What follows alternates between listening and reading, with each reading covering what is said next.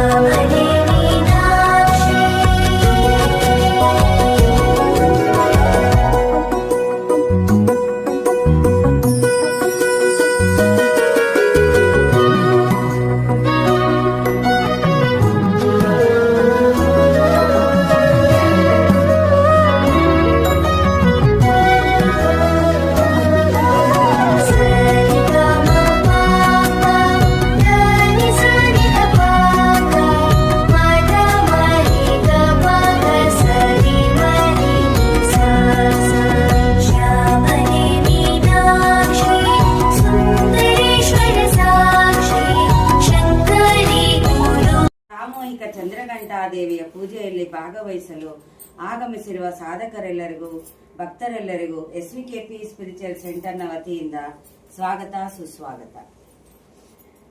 ದೇವಿಯ ಪ್ರೇರಣೆಯಿಂದ SVKP spiritual ಸೆಂಟರ್ನ ಸಾಧಕರ ವತಿಯಿಂದ ಚಂದ್ರಘಂಟಾದೇವಿಗೆ ಷೋಡಶೋಪಚಾರ ಪೂಜೆ ಮಾಡಿಸುವ ಭಾಗ್ಯ ಕರುಣಿಸಿದ್ದಾಳೆ.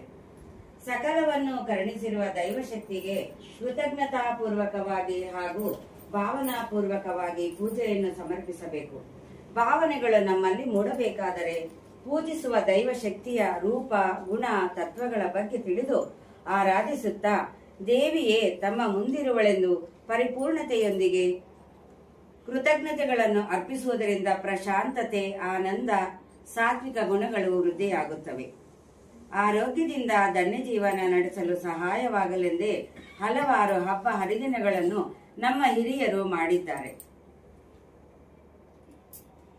ನವರಾತ್ರಿಯ 3ನೇ ದಿನವಾದ ಇಂದು ಚಂದ್ರಘಂಟಾದೇವಿಯ ಪೂಜೆಯಲ್ಲಿ ಭಾಗವಹಿಸುವ ಮೊದಲು ಚಂದ್ರಘಂಟಾದೇವಿಯ ಕುರಿತು ಒಂದಿಷ್ಟು ಮಾಹಿತಿಗಳೊಂದಿಗೆ ನವರಾತ್ರಿಯಲ್ಲಿ ಚಂದ್ರಘಂಟಾದೇವಿಯ ಪೂಜೆಯ ಬಗ್ಗೆ ಹಾಗೂ ನವರಾತ್ರಿಯ ಬಗ್ಗೆ ಕೆಲವೊಂದು ವಿಚಾರಗಳನ್ನು ತಿಳಿದುಕೊಳ್ಳೋಣ. ದೇವಿಯೇ ಈ ವಿಶ್ವದ ಮೂಲ ಸೃಷ್ಟಿಕರ್ತೆಯಾಗಿದ್ದಾಳೆ. ಅವಳ ನಾಮ ರೂಪಗಳು ಹಲವಾರು. ವಿಶ್ವಮಾತೆ, ದುರ್ಗೆ, ಕಾಳಿ, ಭಗವತಿ, ಭವಾನಿ, ಚಂಡಿ, ಚಾಮುಂಡಿ, ಲಲಿತೆ, ಗೌರಿ, ರಾಜೇಶ್ವರಿ ಇತ್ಯಾದಿ. ಆದರೆ ಇವೆಲ್ಲದರ ಮೂಲ ಆ ಪರಾಶಕ್ತಿಯೇ.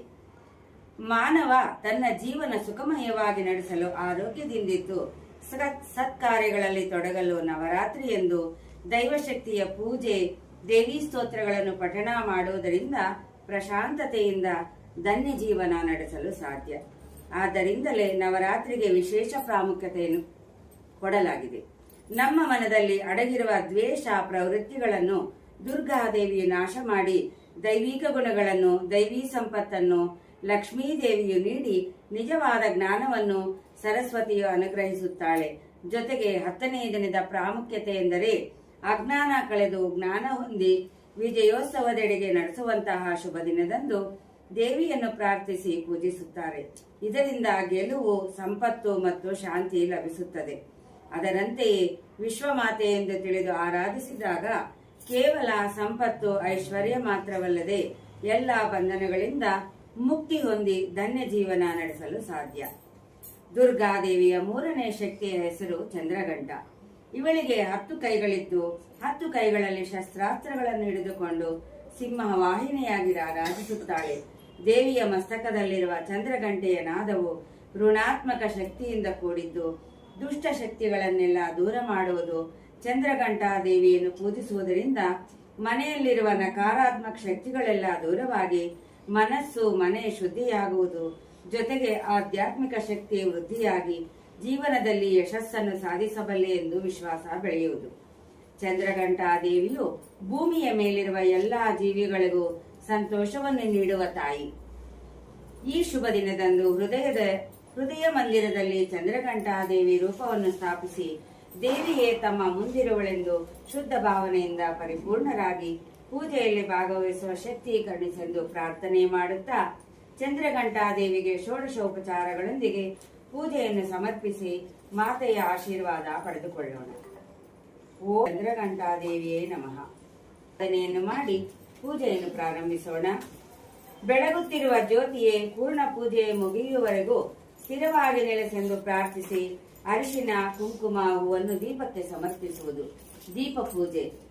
ಬೋಧೀಪ ಬ್ರಹ್ಮ ರೂಪೇಣ ಸರ್ವೇಷಾಂ ಹೃದಿ ಸಂಸ್ಥಿತಃ ಯಾವತ್ ಕರ್ಮ ಸಮಾಪ್ತಿ ಸ್ಯಾತ್ ತಾವತ್ ತ್ವಂ ಸುಸ್ಥಿರೋ ಭವ.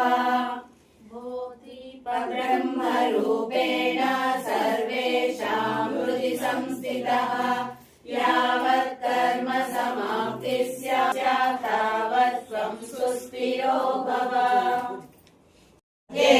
ಶ್ರೀಮಶ್ರೀ ವಿಶ್ವಾವಸುನಾಮ ಸಂವತ್ಸರೆ ದಕ್ಷಿಣಾಯನೆ ಶರದೃತೌ ಆಶ್ವೇಜ ಮಾಸೆ ಶುಕ್ಲಪಕ್ಷೆ ಧರ್ಮಯಾರಿತೌ ವಾಸರಸ್ತು ವಾಸರಃ ಬುಧವಾಸರಯುಕ್ತಾಯಾಂ ಶುಭ ನಕ್ಷತ್ರ ಶುಭ ಯೋಗ ಶುಭಕರಣ ಏವಂ ಗುಣ ವಿಶೇಷಣ ವಿಶಿಷ್ಟಾಯಾಂ ಶುಭತಿಥೌ ಸುದಿನಂ ತದೇವ ತಾರಾಬಲಂ ಚಂದ್ರಬಲಂ ತದೇವ ವಿದ್ಯಾಬಲಂ ದೈವಬಲಂ ತದೇವ ಲಕ್ಷ್ಮೀಪತೆ ತೇ ಯುಗ್ಮಂ ಸ್ಮರಾಮಿ.